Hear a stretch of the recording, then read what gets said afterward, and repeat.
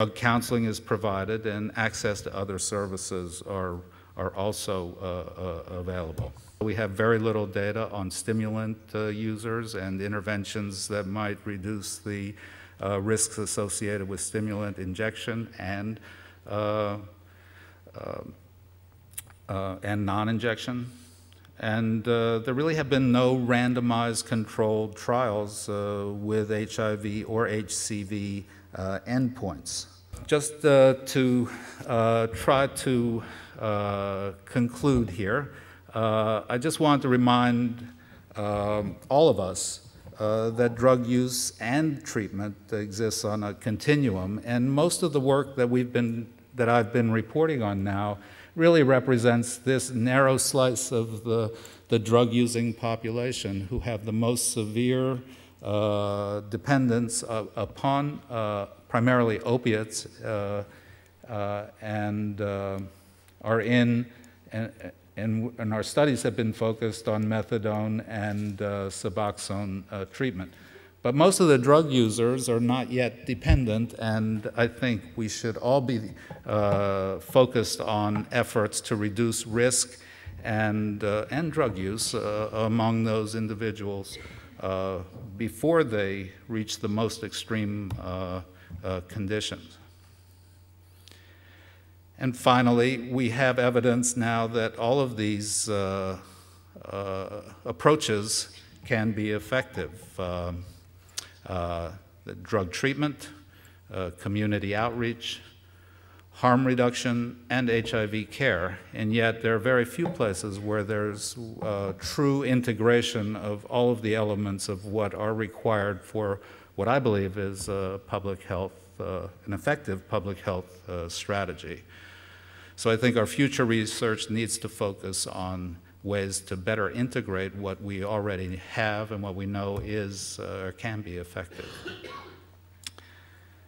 Just a few summary comments, and I promise this is the last slide. Just to review what I've already said, IDUs are a small segment of the population, and yet a major part of HIV and particularly HCV infected populations. And when we neglect even a small portion of our population, we run the risk of having significant negative impacts on the entire public health.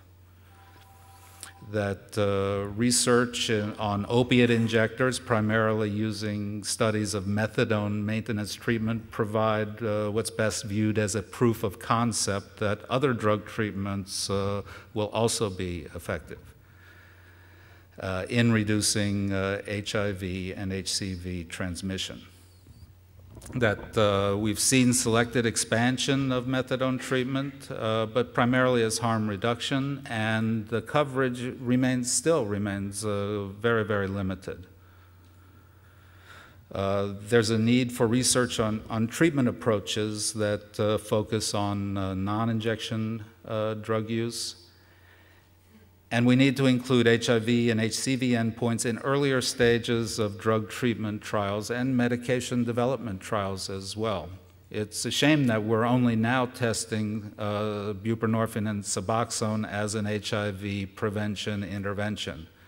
We could have done this much earlier in smaller trials. And finally, that prevention messages need to begin prior to the initiation of drug use if we're going to have any impact on HCV transmission.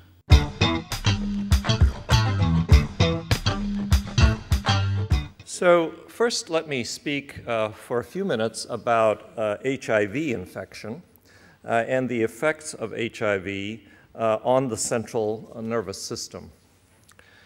We now recognize that about 30 to 50% of people infected with HIV have neurocognitive problems.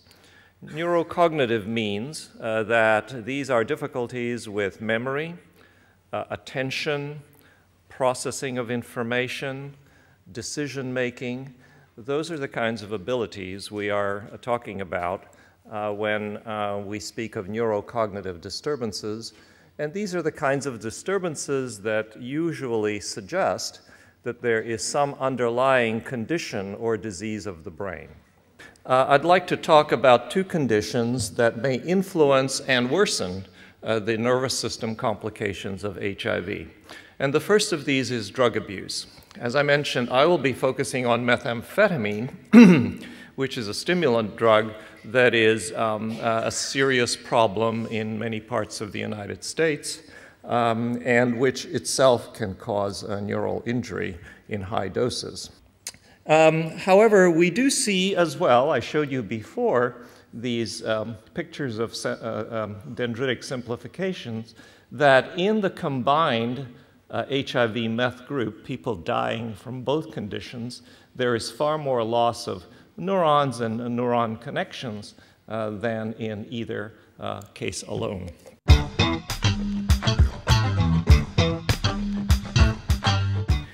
It is estimated that in our community, 30% of people infected with HIV don't know they are HIV status.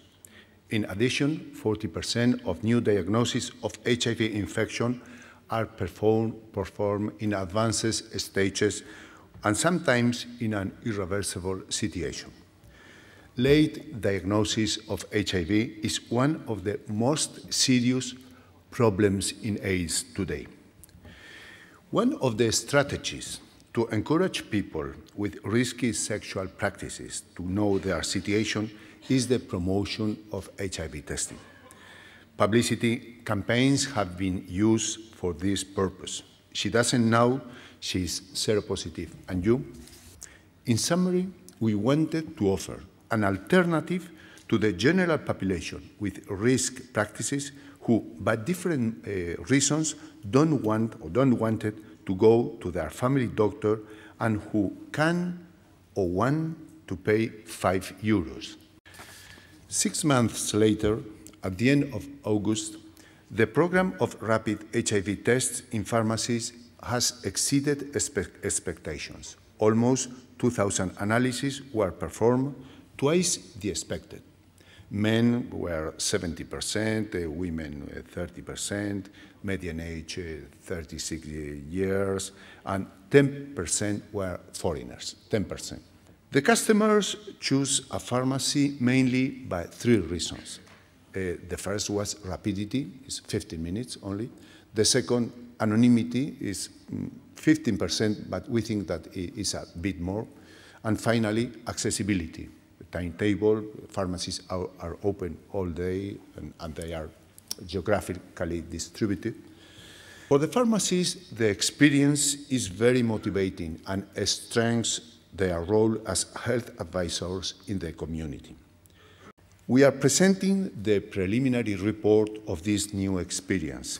The final evaluation of the program will be on March 2010.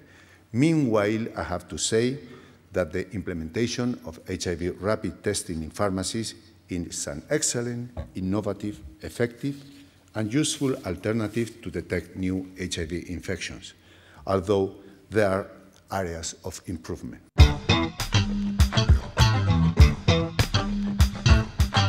Alors le sida, c'est quoi? En 81, on découvre une nouvelle épidémie qui deviendra l'épidémie VIH. Et je vous rappelle qu'en 81, pour nous en France, ça a été un changement politique. Ça a été dans les premières décisions politiques qui ont été prises, sans vouloir faire de débat politique, l'abolition de la peine de mort et l'abolition du délit d'être homosexuel. Bon, les plus jeunes d'entre nous ne se souviennent pas qu'il était interdit d'être homosexuel et de l'afficher. Et on a eu en même temps la communauté homosexuelle qui s'est organisée et qui a dû faire face à cette nouvelle stigmatisation qui était la maladie VIH. Et à l'époque, c'était bien des personnes qui étaient repérées. On parlait des 4 H, si vous vous souvenez. C'était les héroïnomanes, les homosexuels, les hémophiles et les haïtiens. L'hépatite C et le VIH sont 2 épidémies aux trajectoires sociales différentes. On est passé des 4 H à aujourd'hui une épidémie qui se centre sur les hétérosexuels, alors que du côté de l'hépatite C, on est passé d'une épidémie des hétérosexuels et des transfusés à une épidémie vers les usagers de drogue.